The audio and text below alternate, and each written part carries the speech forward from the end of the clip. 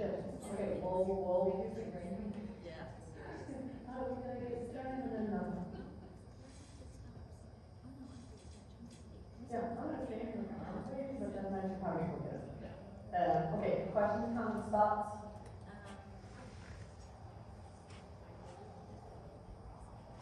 Great. Yeah. No, it really is like the clouds part and the sunbeam comes down and then the angels hit the high sea. Oh, yeah, the sun and rain. Yeah. So first we should get into it. Just God knows. Well, a horse like this, he will bring you to church because he is like, you know, appendage riding, like, you know, that doesn't work. It's way too much. You know? And not that you don't like kick them sometimes, or like maybe you have a stick, you know, it's not like they're like, oh, Dave, this is not something you never kick them. You know? Yeah, getting them behind the legs. Exactly. Right, because you're not loose. So you have to just keep rolling over that line of like, I need to loose. And then yesterday, he was letting go. Then that's your moment to ask for bigger. Yeah. Because I don't want him small forever, of course not, you know. But the forward is not going to make him looser. Forward is going to make him quicker. So when you add energy to tension, it's just fast. It's very distinctive. Yes. Yes. Because my thing is, the Spanish horses, they're easy to ride, but like, they don't like in and around. But you want to ride a mile, it is not easy. It's like one of the hardest breeds. I would have never thought that until I really started trying. Oh, God, I get on them, I'm like, how did you do this?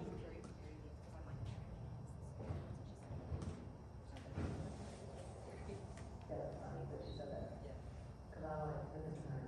They got kids? They're the most complicated horses in the stable. Yeah.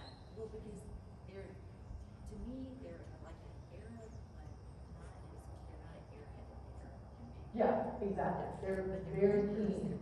Well, and it's bred in them. Arabians are a little bit, you know, like, go trot off to the back. That's what Arabians are great. They're go to the desert and not eat a lot of things. So they can just have their head up. So it's like, oh, trot for 100 miles like this. And Arabians are really tired. Okay, that's what they're meant for, right? Spanish horses are like quick-footed because they're bullfighting, right?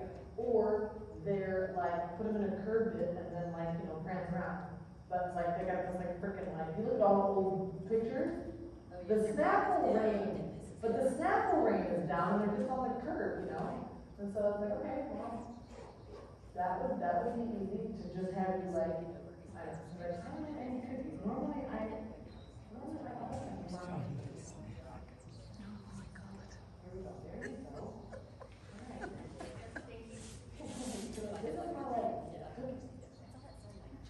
Exactly. These cookies make my cellulite look good. Okay. So, I hate to be a broken record, but I want the same thing as yesterday. On this. And he's a horse, you know, that like, Spanish horses need to get unwound.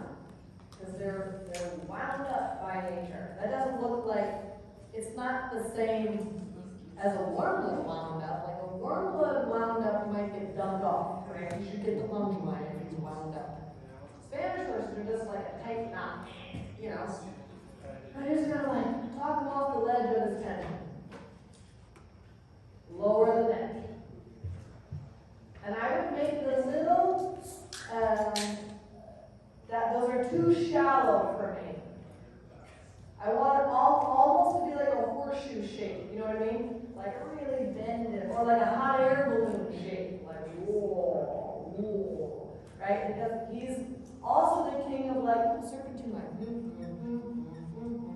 and then it's like, yeah, but you're still not really releasing to it. And that's the thing about Spanish horses too. You've got to really find the mix of you need to give them something to do because they're very busy-minded and they're very, very keen. So they want to know what you want, right? So that's why you gotta get real quiet as a rider, because they feel the rider as like, there's a lot of white noise going on, right?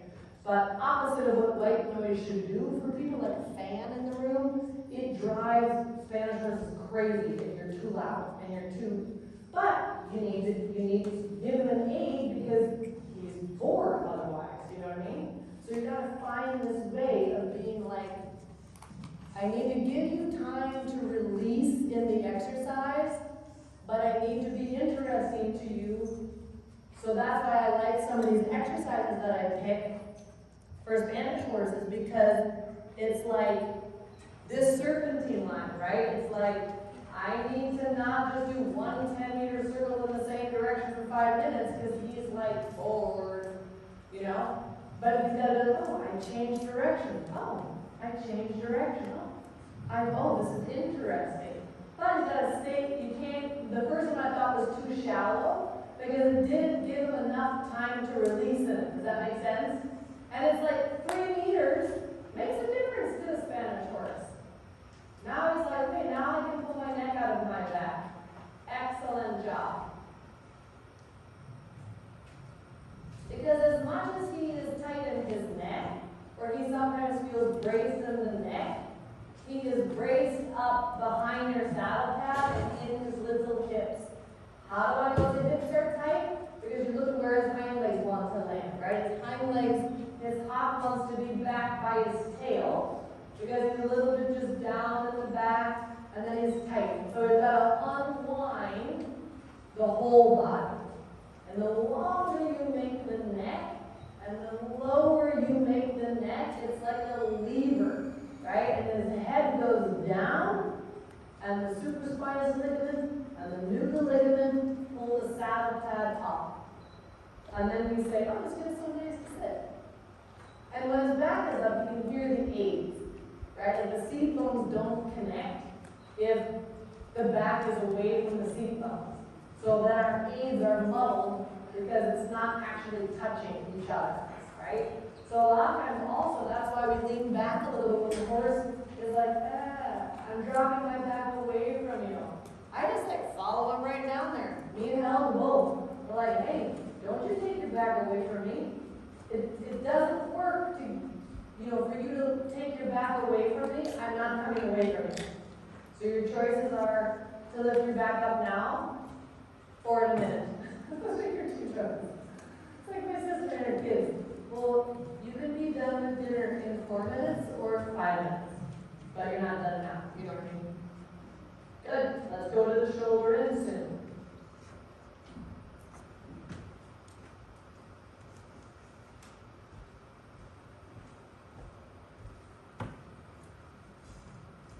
And there may be days that you're like, the shoulder in is just not doing enough. So then we can start with the shoulder in, and then we'll turn it into a renvers as you cross X. And that's also now, having that same thing of changing the bend. Keep his hind legs to the stable, and now just change him into a right bend.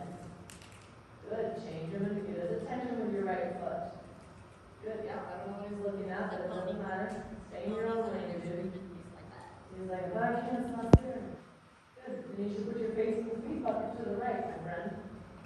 Yeah. And now turn the forehand away from your right leg, because he's staring out his left eyeball. Sit up and back. Connect your seat bones to the kind of foot, and then the shoulder in again.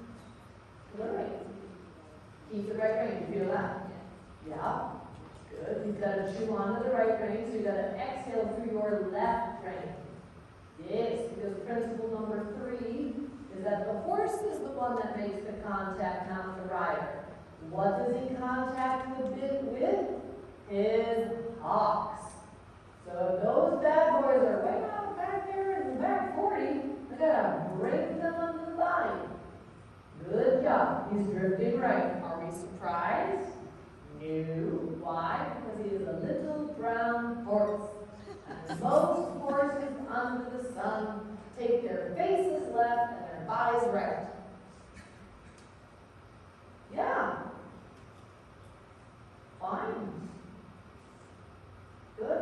he'll do the left rein. Because he's also going to have a head tilt. Which way do the horse's nostrils like to go? To the left. Why? Because he's a little brown horse and does not want to bend to the right. Bending is the raising and the stretching of the outside nuclear ligament. Give your left rein. Good. Yes. Yes. Sit to the left. And now I would bend him back to the right because he wants to look out his left eyeball. Inside leg, lower your left rein. Lower the left rein. Yes. Good. And turn to the right. Good. Take that to trot. Good. Because most horses are going to want to tilt their right ear down and take their nostrils to the left. That's all related to that left nuclear ligament being tight and the horse not wanting to bend to the right. So again, the rainbow, we talk about the 4 channels of throughness. There's 3 lectures in the academy about it. Like, Aaron's not talking about horses. His rainbow that gets the faintest, that you've got to work the most through, is going to be the right hind leg connecting to the right rein. When he's connected, right hind leg to the right rein, which we call bending right, you can then put him on your left rein because it is then an actual outside rein. But it is not an outside rein until he is bending, because the outside rein is not in context to the fence, it is in context to the bend. Wonderful. Sit, sit, sit, sit, sit. Feel his hind legs in your hips. Sit, sit, sit, sit, sit, sit. Good. A little more right bending. Soften the left rein by lowering the left rein. Good. And then when he's good, then ask, how about a little bit longer step? With my seat bones, right, left, left, inside leg, inside leg, inside leg. Good, because I don't want him kicking up the dirt with his little front feet. He needs to pick up the feet. How does the horse pick up the feet? He raises the wither of the shoulder blades and picks up his knees. Good. Too high and like too tight, right? I don't mind the height, but I got a little bit like this one. Yes. So he's got to learn to be up on the bit, but crested out to the bit. And he pushes his brow hand forward, down the center line, shoulder in to the right. Thinking about the lightning bolt in the shoulder in. Those are the E's, right? Inside leg of the girth and active. Outside knees back away from the V-roll. Back away from the V-roll. Inside seat bone is the target point for the right hind leg. The left rein, outside rein, receives the bend. The inside shoulder of the rider is back. So if you had a light on your sternum, like a miner's light on your sternum, you want to shine it to the inside of his inside ear. It's like an abdominal crunch. Good. Yes. Good. Right, sequence, right, left, right. Right, sequence, right, left, right. Center line, shoulder in again. Good. Feel the right, time left. Toe in. Right, sequence, down. Yeah. Good.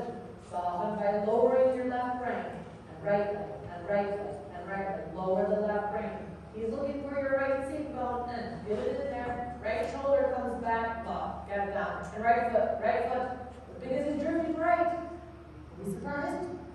No, exactly. And you say, no, my friend. Change direction. Good. However you want. Good. And now when he's released in the neck, you got to ask yourself, could you take a little bit longer step? Right? But if we ask the horse to take a longer step when the torso is tight, he will only get it fast. And of course we want to teach them to have impulsion, right? But impulsion is not speed. A thoroughbred galloping on their, last quarter turn of the racetrack does not have impulsion, it has speed. And speed is the enemy of impulsion. Hasty, tight joints only break down. Good. Inside leg, shoulder in again. Left hand leg, left seat on left leg, tap, tap. Good, because we have to talk to the horse's rib cage to bend properly. Because what a horse wants to do is fall onto the left foot or just drift out to the right, left foot. But bending, good, walk turn on the forehand, right? Because he's telling you a story about his skill set right there. And he's like, this is really, it's really hard to do that. And you're like, okay, well let's review that. 2 + 2 is always 4. My left foot always means your left hind leg should do something. What it should do is the information from my seat. And my hands give forward and release to tell the horse that's the right answer. It's like constantly a game of hide and go seek, right? Warmer, you're getting really hot, well, colder. Does that make sense? Yeah. And the colder is I stop gate, or here, get over there. And I raise my neck, I tighten my back, and it's like, oh, so that's colder now. Oh, that's colder. That's a little warmer. Ooh, that's cold. But I would think about my left foot, right? Because I needed to bend and go forward. Atta girl. Left foot, left foot, left foot, left foot, left foot. Yes, give a little left rein. Because he did it, right? So the legs energize. The left hind, your left hind. Your left foot talks to the left hind. Your right foot talks to the right hind. That says, hey, I need you to do something, right? Your seat tells it what to do. That modifies the energy. The reins tell the horse, yes, that's right, or no, that's not right. But we never say, no, that's not right by the chuck in the face. Does that make sense? There should be no pulling. The only thing you should pull is the girth up and your right elbow down. Right? Because if we want the horse to go on the bit, it's like a horse that we can't catch, and you finally put it in the stall and you pick the shit up in the stall. And they're like, why don't you like to go in your stall? It's like you gotta make the bit a friendly place so they want to go there. So it can't, 1 out of 20 times, stop doing that. Then they're like, whoa, why would I want to go in my stall if you beat me up in the stall? So we've got to make that bit a friendly place. Good. And it's hard because we're hand-eye coordinated. And it's easy to get frustrated. Good. Soften the left rein. Good. Get his attention. And to get louder with your seat bones. If he's like, that rooster is like, weird. You're going to be like, what rooster? I don't see any rooster with my seat bone. Yes, left seat bone. But right, is it a little bit like, there's horse coming in, and he's getting a little bit excited. So your seat has to beat the drum a little louder. Good. Sit. Good. And you have to decide, is that both my seat bones getting a little bit louder because now he's not paying attention? Or is it left, right? Atta girl. Good for you. Straighten out. Good. Got it. Good. Or you can dimple walk, right? That's always okay. Whatever. Good. Give the left rein. Keep him there with your left foot. I love it. Good. Exactly. Excellent. I want to challenge you as you post. Feel it in your abs and your knees on the way up. Okay? So you're going to tell him, stay with me. Too much? No. Right? So, again, the Spanish horse is on flop. Good. Circle up here. Good. And your seat, not your reins,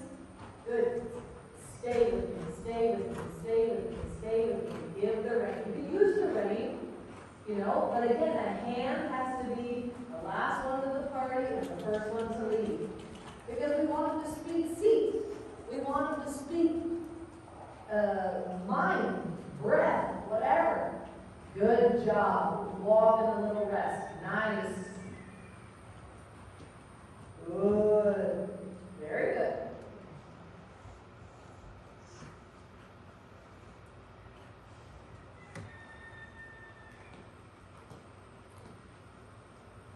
Tell me a little about, because I know now a little bit, but what do you struggle with in the camper the most?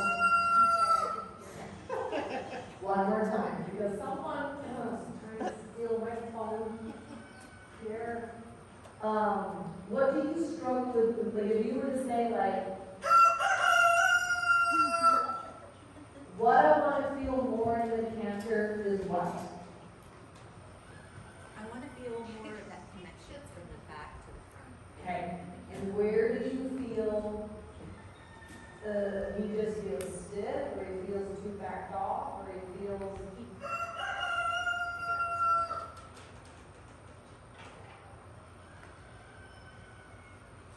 This is where I'm always torn between whether it's me or it's him.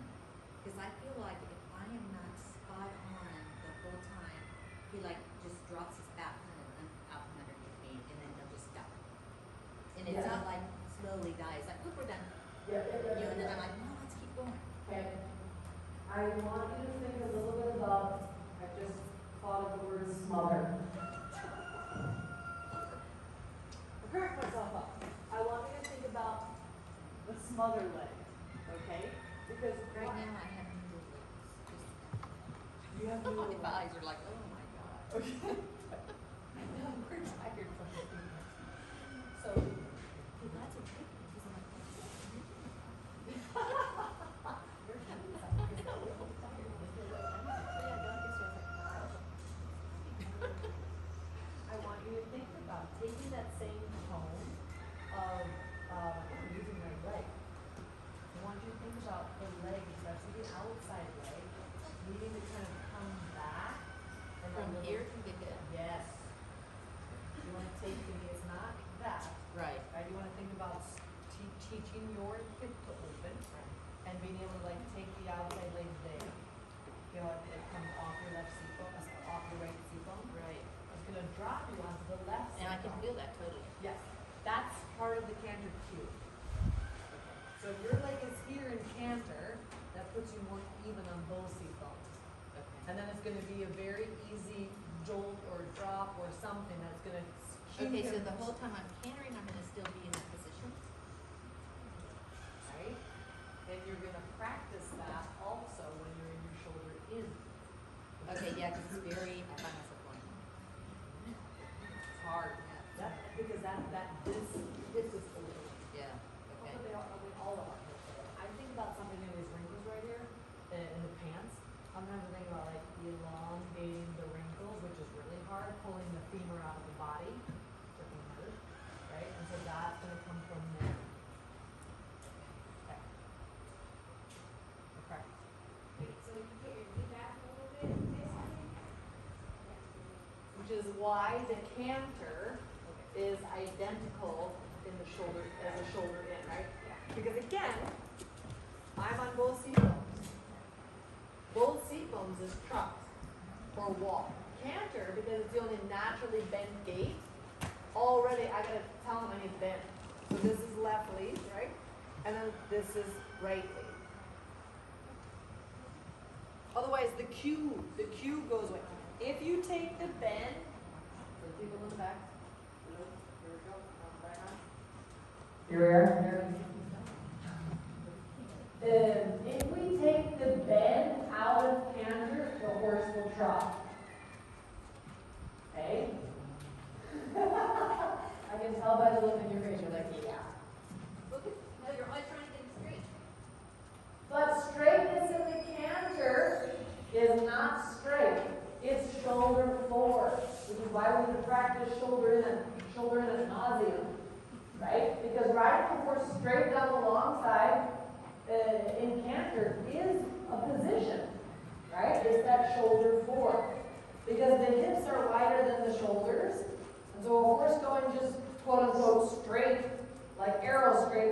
outside, it's automatically going to be haunches in. So we're going to take the wither and put it in front of the inside stifle, which is of course shoulder forward positioning. And taking the bend out of the canter can look like a lot of different things. It can look like too much outside rein. It can look like outside leg too far forward. It can look like on the outside seat bone. Good. Good. Rounder, softer. Good. I want to see a little canter in each direction. Practicing now. I know it's hard on the last day. Outside leg, back leg, back leg, back leg, back leg, back leg, back leg, back. Doesn't matter. Yes, and then keep your left seat bone swinging, swinging, swinging, swinging. And every time this inside foot comes to the ground, I want you to re-cue the canter. So it's now, now, now, now, now, now, good.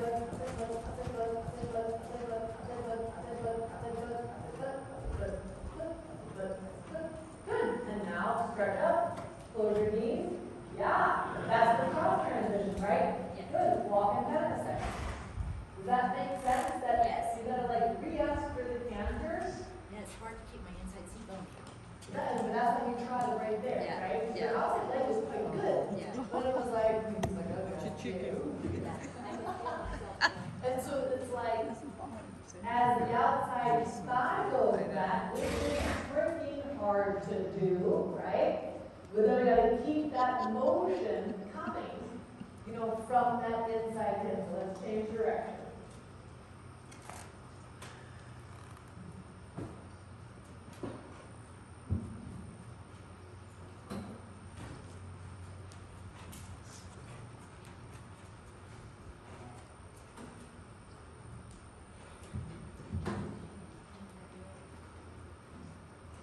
Yeah, man, we're all scared. Oh, God.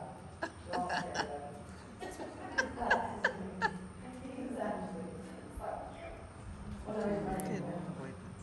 Sit, sit, sit, sit, sit, sit, sit, sit. Right, seat one right, left, right. Good. Take a moment. Stretch them down 3 inches longer in the right as you connect your seat bones to the hind legs. Good. Little bit more trotting, trotting, trotting over the ground. Right hand leg, right, left, right. Good, good. Yes. Good. And a little more trot again. Trot, trot, trot, trot. Good. There's his abs. There's the swing of the pelvis. There's the nice neck. Well done. Good foot, in the hip, swinging, swinging, striking the match. Your seat bone on the inside is the match, and the saddle is the match bone. Swish, swish, swish, swish, swish, swish. Start the match, start the match, start the match, start the super. Outside foot, outside foot, outside foot, outside foot. Start the match, start the match, start the match, start the match. Outside foot, outside foot, outside foot, outside foot. Super job. Heel down on the outside if you could. Good job. Good job. Now stretch up. Close your knees. Relax your outside leg, right? So that release of the outside leg, letting the outside leg go back forward, that's going to drop you on that left seat bone. That breaks up the canter. Back to the trot. We're going to do that again. So everyone, you know, all the books are like, outside rein for the canter to trot transition. And yeah, it's not that I don't use that, you know, but I've certainly seen people do it without a bridle on at all, do the neck strap. So there's got to be a way, you know, to like break up, you know, aid the horse with the weight. And that is the weight. You take the bend out of the canter by relaxing your outside leg forward and down, which drops you onto that outside seat bone. Good. Good. Yes. Excellent. Yes. Very good. Yes. Trotting, trotting, trotting, swinging, swinging, swinging in your seat bone, in your seat bone. Good. Before you touch it with the stick, you gotta ask yourself, are my hips loosen up? Are my hips, right? Like the horse has to not only be in front of the leg, but it has to be in front of the driving influence. And that has got to do with our little hips. Change direction, off to Feel that? That for me, that just got more than your whip, right? Because you gotta encourage his torso to swing. And then therefore he ends up taking a bigger stride. Good. Left, right, left, right, left, right, left, right. Swing me. Little more drop. Soften the left rein. Highlands. Yes. Encouraging those hind legs to step forward to the front feet footprints. Aha. Very good. Find your canter. Good. Well done. Good. Inside hip, strike the mat with your seatbelt. Inside. Good. Strike the match. Good. Yes. Good. Fine. Reins are getting a little bit long, right? And then I braced. Oh. Exactly. Yeah, I felt Exactly. And that's the thing. Horses, if you stop following, they respond to that, right? That's why a lot of horses are like, behind the leg. They're actually blocked by the rider's seat, right? He's so sensitive. Like, we gotta do that one more time on the left side. Then you're off the hook. Good. Left, right. Get a good trot. And again, what does he want to do with his cute little face? Keep his nostrils swivel up, right? So we gotta be more outside elbow, right? P-U-L-L. Your right elbow back in your body, right? But we don't pull back on the bit. Good, because we gotta get him spinally aligned so that he can be through. Round through your right ring. Good, with his little hips like to go to the left. Yeah. And his little shoulder likes to go to the right, and then his face goes to the left. Good. Sit. Strike the match.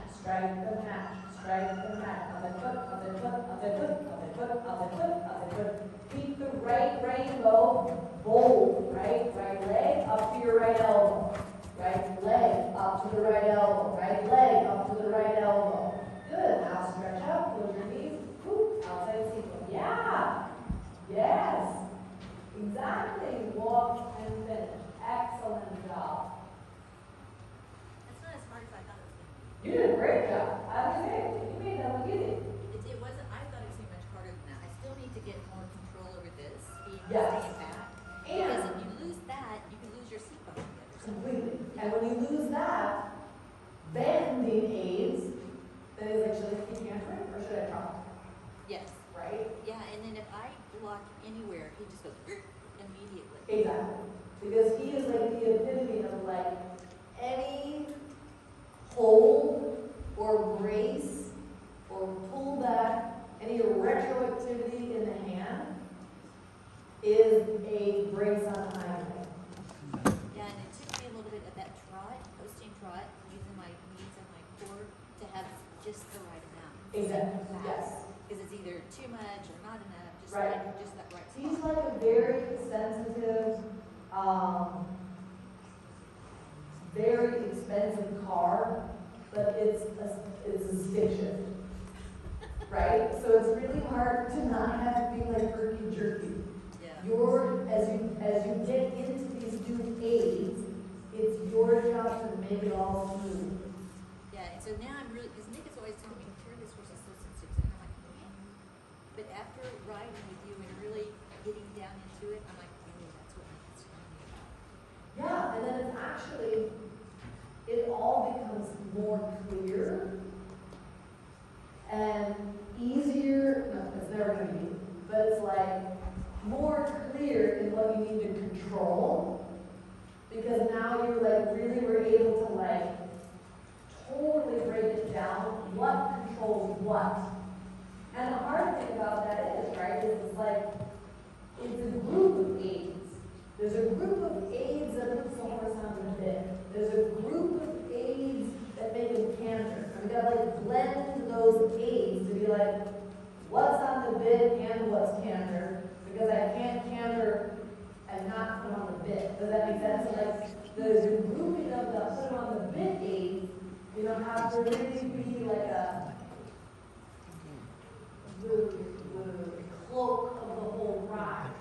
within those days, we walk, trot, or canter, or half pass, or pirouette, or whatever, right?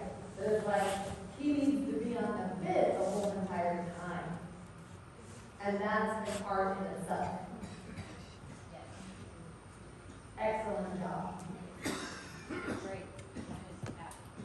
Such a great job. It was really fun. You did a super job